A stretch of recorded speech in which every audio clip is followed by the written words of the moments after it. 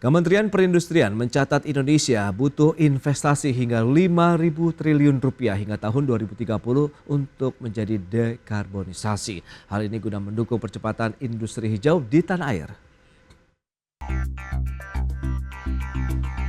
Pemerintah terus mengoptimalkan upaya mewujudkan industri hijau di segala sektor. Wakil Menteri Perindustrian Faisal Riza mencatat untuk mewujudkan industri hijau Indonesia membutuhkan investasi sebesar 5.000 triliun rupiah untuk membiayai penerapan teknologi rendah karbon yang mendukung dekarbonisasi industri. Wamen Perin menjelaskan transformasi industri menuju industri hijau bukan lagi merupakan sebuah pilihan, melainkan keharusan, di mana sektor industri hijau memiliki peran strategis dalam mendukung komitmen nasional untuk mencapai net zero emission pada tahun 2050. Yang pertama, menyusun peta jalan dekarbonisasi untuk subsektor industri prioritas. Kedua, menyiapkan kebijakan pengurangan emisi industri, mekanisme pertukaran emisi gas rumah kaca, dan nilai ekonomi karbon sektor industri. Jangan salah karena dana hijau ini luar biasa hari ini dan seharusnya bisa dimanfaatkan oleh banyak industri untuk bisa mengakses dana hijau yang mungkin lebih dari 5.000 triliun. Untuk mewujudkan target ini, Kementerian Perindustrian telah merintis berbagai upaya. Salah satunya menyusun peta jalan dekarbonisasi untuk subsektor industri prioritas yang disusun meliputi 9 subsektor prioritas dengan intensitas konsumsi energi dan emisi yang tinggi, yakni semen, besi dan baja, pulp dan kertas, tekstil, keramik, amonia, kimia, serta makanan minuman dan juga otomotif. Dari Jakarta, Adi Firmansyah, Tim Liputan, IDX News. Ya, pemirsa, untuk membahas tema kita kali ini, pengembangan industri hijau butuh investasi 5.000 triliun rupiah. Kita sudah tersambung melalui Zoom bersama dengan Bapak Fabi Tumiwa, Direktur Eksekutif IESR. Ya, halo Pak Fabi, apa kabar? Halo Pras, kabar baik. Terima kasih sudah mengundang saya. Siap, terima kasih juga atas waktu yang disempatkan ini Pak Fabi. Kita akan mereview terlebih dahulu bagaimana Anda melihat upaya pemerintah ini yang terus melakukan transformasi industri hingga saat ini Pak. Ya, kalau kita rujuk kembali ya, target pemerintah untuk mencapai net zero emission atau dekarbonisasi di tahun 2060 atau lebih awal itu sudah disampaikan sejak tahun 2021. Maka seluruh sektor, khususnya sektor energi yang menghasilkan emisi gas rumah kaca harus mengalami transformasi, harus melakukan dekarbonisasi. Nah, sektor energi yang menyumbang hari ini itu kira-kira 45-46% dari total emisi gas rumah kaca Indonesia itu terdiri dari sektor pembangkitan listrik, kemudian sektor industri, sektor transportasi. Jadi ini yang menjadi 3 besar kontributor dari emisi gas rumah kaca untuk sektor energi. Nah, kita lihat misalnya untuk sektor kelistrikan sudah ditetapkan target untuk mencapai net zero di tahun 2050 ya. Kemudian sektor industri, nah sejak tahun lalu Kementerian Perindustrian juga telah menetapkan target dekarbonisasi industri tahun 2050. Nah, tinggal yang sektor transportasi. Karena sektor transportasi ini emisi gas rumah kaca cukup besar. Nah, kalau kita lihat ini, maka kembali kalau kita ingin mencapai dekarbonisasi 2060, maka dekarbonisasi sektor industri itu juga harus dilakukan. Jadi apa yang ditargetkan oleh Kementerian Perindustrian merupakan turunan dari target besar nasional ya yang sudah dicanangkan oleh pemerintah ya, dan itu saya kira menjadi yang penting. Lalu yang kedua, kalau kita bicara kondisi global hari ini, semuanya untuk produk-produk barang dan jasa semuanya dihitung intensitas karbonnya atau emisi karbonnya. Dan kalau kita lihat perkembangan dalam beberapa tahun terakhir, sejumlah negara, saya ambil contoh yang paling jelas adalah European Union ya, kan sudah punya, mereka juga sudah memiliki ketentuan untuk mengintroduksi yang namanya Carbon Border Adjustment Mechanism atau Carbon Border Tax gitu ya.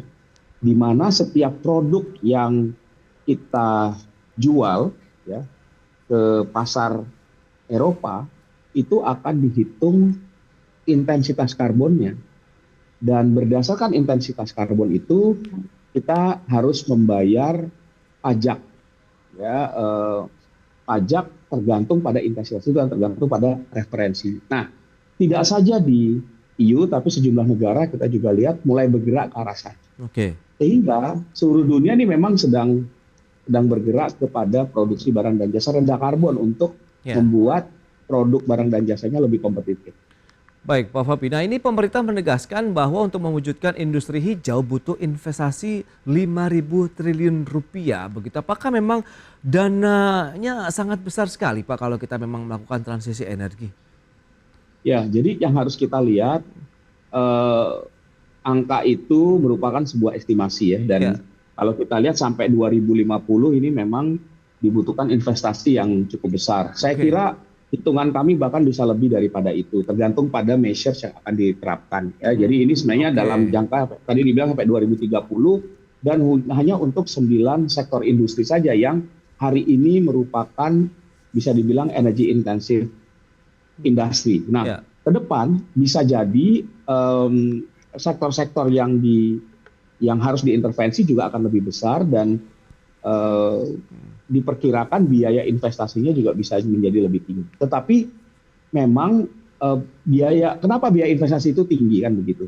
Karena ada beberapa intervensi yang harus dilakukan untuk industri tersebut.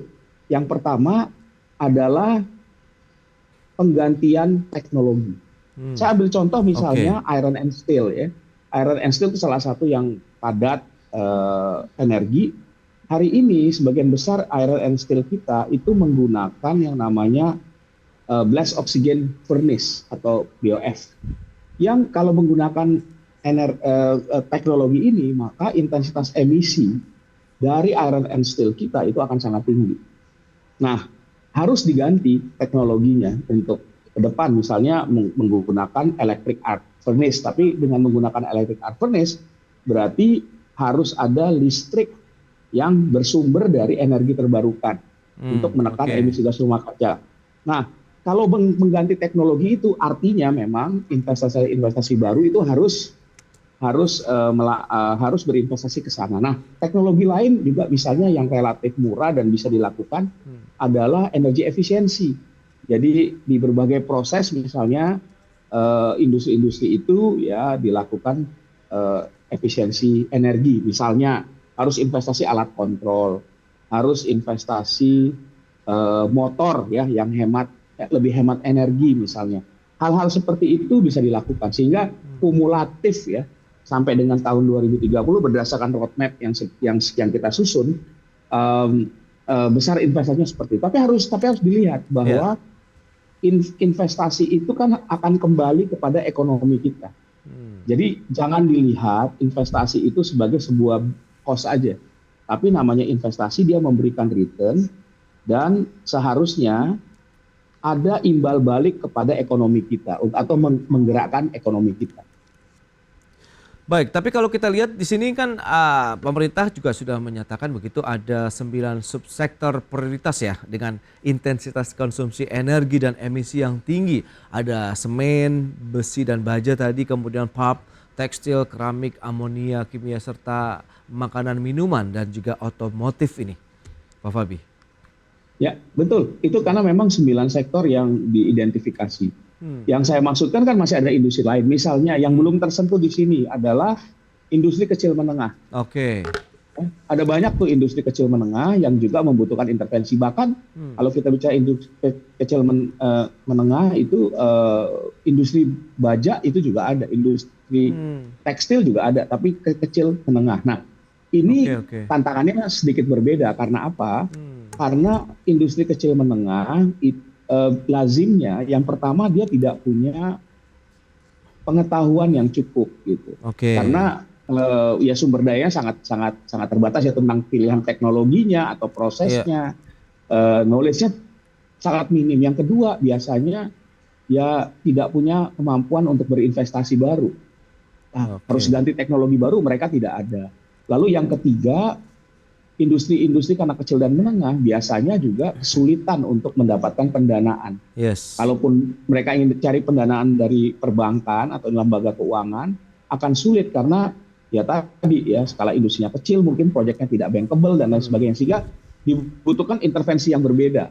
Oke. Gitu. Dan ini sedang kami di ISR sedang kami hitung dan juga bekerja sama dengan Kementerian Perindustrian untuk melihat peluang dan tantangannya untuk juga melakukan dekarbonisasi pada industri kecil dan menengah yang saat ini di Indonesia cukup besar. Nah itu dia, Pak Fabi, mengingat ini adalah satu hal yang memang harus segera dilakukan juga kalau kita lihat transisi energi hijau begitu ya, terutama untuk industri hijau ini, apakah kita juga perlu ada percepatan yang dilakukan oleh pemerintah, perlu pendampingan kalau Anda menyasar tadi sektor industri kecil dan menengah begitu. Kita bahas nanti di segmen berikutnya Pak Fabi, kita akan jeda dulu sebentar ya. Dan pemirsa, kami akan segera kembali usai pariwara berikut ini.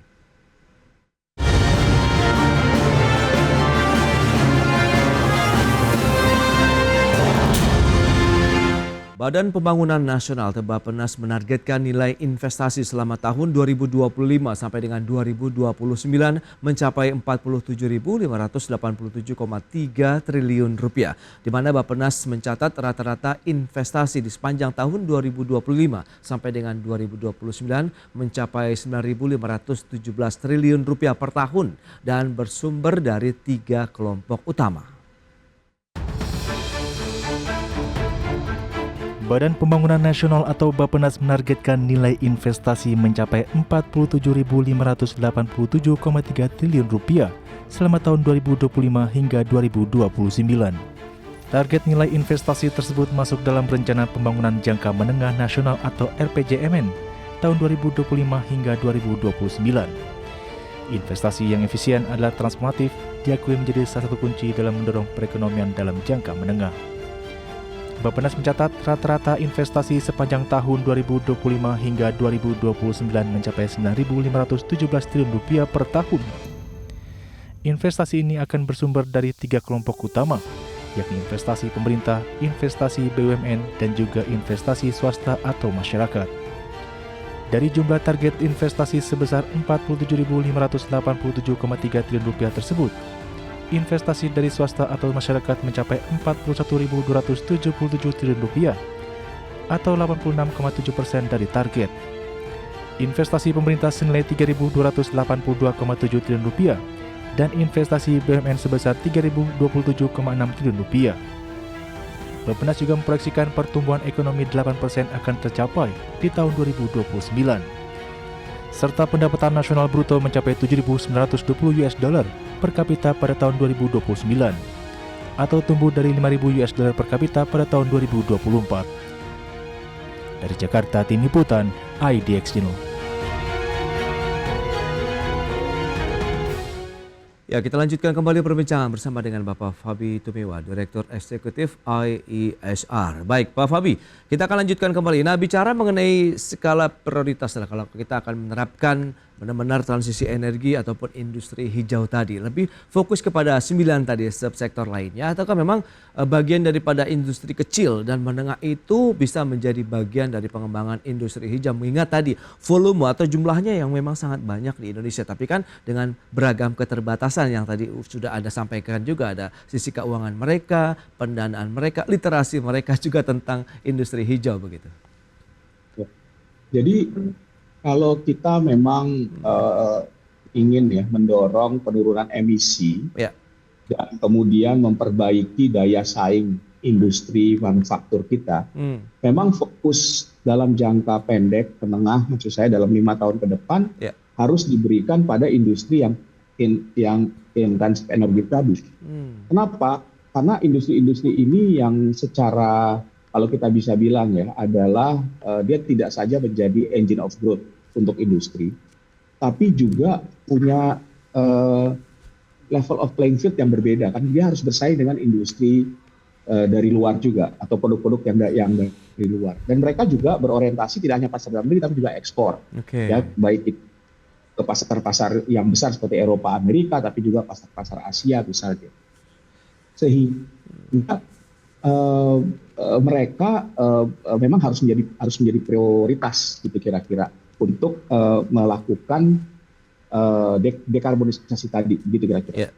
Baik. Nah, pengembangan industri hijau sendiri kan membutuhkan penerapan teknologi yang ya mumpuni lah, teknologi tinggi begitu. Nah, kesiapan dari SDM kita, pelaku usaha kita apabila memang ingin menerapkan dari industri hijau sendiri, bagaimana menurut Anda? Karena kan tadi beberapa tingkatan ataupun skala dari industrinya pun berbeda-beda, bagaimana tingkat pemahamannya juga berbeda-beda, kemampuan dari dana yang mereka miliki pun berbeda nih Pak Fabi. Ya, kalau kita lihat beberapa industri tadi yang disampaikan, mereka sudah punya pemahaman yang cukup bagus. Saya lihat misalnya industri iron and steel, semen, ya, karena di sana banyak pelaku usaha swasta. Oke. Beberapa industrinya sudah masuk ke pasar modal, artinya sudah TBK, gitu ya. Kemudian mereka punya orientasi ekspor dan lain-lain, sehingga mereka punya knowledge, kapasitas, dan apalagi sejumlah investornya dari luar. Ya, semen misalnya ada beberapa investor dari Eropa kan yang masuk ke sektor semen ini. Jadi mereka sebenarnya sudah cukup terekspos dengan yang ini. Nah, tidak semua, ada beberapa industri lain, misalnya industri suku cadang otomotif, ya. Tidak semua karena banyak industri lokal misalnya, atau saya lihat industri petrochemical juga sudah cukup terekspos gitu, sehingga yang untuk seperti ini intervensinya tentunya berbeda. Yang pertama kalau saya lihat, tapi dari hasil kajian kami dan dari hasil survei yang kami lakukan juga, industri-industri ini yang mereka butuhkan sebenarnya yang pertama kepastian kebijakan dan regulasi. Oke. Jadi kalau saya sangat melihat ya, kalau sekarang disampaikan target net zero emission atau industrial decarbonization 2050, orang akan bertanya, dasar hukumnya apa? Ada nggak statement target resmi dari pemerintah yang mengatakan industri itu harus mencapai net zero loh, atau dekarbonisasi loh tahun 2050, ini target-targetnya, ini peta jalannya untuk mencapai ke sana. Nah, mereka membutuhkan itu. Kenapa? Karena strategi investasi, strategi pengembangan bisnisnya akan sangat bergantung kepada target-target pemerintah di mana atau di negara di mana mereka beroperasi. Nah, ini menjadi penting. Oleh karena itu menurut saya yang harus dibenahi oleh pemerintah itu memilih jangan hanya target verbal. Target dari menteri misalnya. Ya, target menteri bagus, tetapi harus dituangkan ke dalam satu dasar hukum. Misalnya kalau di perindustrian, ya rencana induk pengembangan industri nasional kita harus mengakomodasi target tadi net zero 2050. Jadi jangan hanya target verbal, jangan hanya apa yang disampaikan oleh menteri. Nah, yang kedua kalau saya lihat mereka juga beberapa industri itu sudah mengatakan mereka butuh insentif. Insentif misalnya apa? Ya, insentif misalnya dalam bentuk pajak. Karena apa gini? Industri selalu melihat kalau saya melakukan hal-hal yang bisa menurunkan emisi gas rumah kaca, lalu kompetitor saya industri yang sama tidak melakukan hal itu, sementara saya harus investasi tambahan untuk ganti teknologi, sementara dia investasinya bukan untuk ganti teknologi lebih bersih, tapi investasi yang misalkan untuk memperluas produksi dia. Nah, kalau ini tidak diberikan insentif oleh pemerintah, akan sulit gitu, karena ini masalah mempengaruhi daya saing, sehingga memang diperlukan ada insentif. Jadi misalnya buat industri yang punya rencana untuk mencapai target dalam 5 tahun sesuai dengan roadmap, diberikan misalnya insentif penurunan pajak. Misalnya. Ya, apresiasi lah yang diberikan begitu ya. Juga pemerintah membuat industri. Baik, Pak Fabi. Nah, ini menarik. Berarti memang perlu ada, maksud saya perlu diberikan. Perlu diberikan peraturan yang sama gitu, ketentuan yang sama untuk semua jenis industri. Ya, itu ada beberapa poin yang sudah disampaikan ya terkait dengan keinginan bagaimana minat industri untuk masuk ke dalam industri hijau harus tetap dijaga. Tadi ada beberapa kepastian kebijakan yang benar-benar ini adalah long term investment yang mereka sudah lakukan, kemudian payung hukum yang kuat begitu yang sudah Anda tekankan, dan juga butuh insentif fiskal sehingga menjadi sweetener juga nih supaya pelaku industri juga berbondong-bondong untuk menerapkan industri hijau sendiri. Nah, Kementerian Perindustrian ini terapkan sertifikasi industri hijau yang nanti bertujuan nih Pak Feby untuk mendorong perusahaan menerapkan green industry. Nah, ini efektif tidak nanti? Iya, kalau saya kira itu standar menjadi penting. Jadi ini kan kalau standar artinya pemerintah telah menetapkan satu benchmark dan kemudian itu harus dipenuhi. Nah, hanya yang menjadi catatan begini, seringkali standar-standar yang diberlakukan di Indonesia tidak bersifat compulsory, sifatnya voluntary. Jadi tidak, dan masa grace periodnya misalnya terlalu lama. Nah, ini yang menurut saya menjadi loopholes ya. Jadi kita punya standar tapi secara legal ada standarnya, tapi industri tidak harus mencapai standar itu atau delay time-nya terlalu lama untuk menyesuaikan ke sana. Sehingga kembali ini yang menjadi kalau semakin lama itu orang satu kita kehilangan minat, tapi yang kedua juga kita semakin tergerus daya saing kita. Jadi saya harapkan kalau ada standar industri hijau nanti yang diterapkan oleh pemerintah itu harus wajib berlaku untuk semua industri, ya. Dan kemudian kalau perlu memang ada asistensi kepada industri-industri untuk bisa mempercepat kereta. Bentuknya apa macam-macam, ada technical assistance, ya, ada support pendanaan atau ada bantuan, misalnya hal yang paling sederhana deh, untuk misalnya biaya untuk audit untuk dapat sertifikasi itu kan cukup mahal. Nah itu mungkin perlu disubsidi oleh pemerintah. Misalnya sehingga industri-industri ini juga melihat, oke, saya berusaha mencapai standar ini, tetapi kemudian ada dukungan dari pemerintah bila dalam untuk melakukan audit mendapatkan sertifikat yang membuktikan bahwa mereka telah mengimplementasikan standar tersebut. Nah, Pak Feby, terakhir optimisme Anda begitu mengingat ini adalah sudah di penghujung tahun 2024 sehingga kita akan melangkah lebih pasti di tahun 2025 terkait dengan pengembangan industri hijau akan kemana, Pak? Ya. Kalau saya optimis, optimisnya gini. Yang pertama dasarnya adalah bahwa ini sudah dinyatakan oleh pemerintah. Ya, artinya apa yang disampaikan, kalau kita sering kira begini lah, what your word is your bond. Gitu. Jadi walau sudah disampaikan oleh menteri punya target itu, ya ini tentunya sesuatu yang harus dilaksanakan. Yang kedua, saya juga melihat dengan adanya target pertumbuhan ekonomi 8%, itu kan membutuhkan investasi yang besar ya. Kementerian investasi misalnya dan hilirisasi sudah melihat untuk kita mencapai target pertumbuhan ekonomi 8%, investasi kita harus tumbuh kira-kira sampai dengan 14-15% per tahun. Nah, kalau kita lihat sekarang investasi itu ada di mana berarti? Nah, investasi yang memungkinkan itu yang karena skalanya besar tadi, yang mendatangkan capital tinggi itu di transisi energi. Salah satunya dekarbonisasi industri karena yang salah satu intervensi yang menurut dari hitung-hitungan kami, dari kajian kami yang low cost high impact itu adalah dalam hal energi efisiensi dan efisiensi penggunaan material dan sumber daya.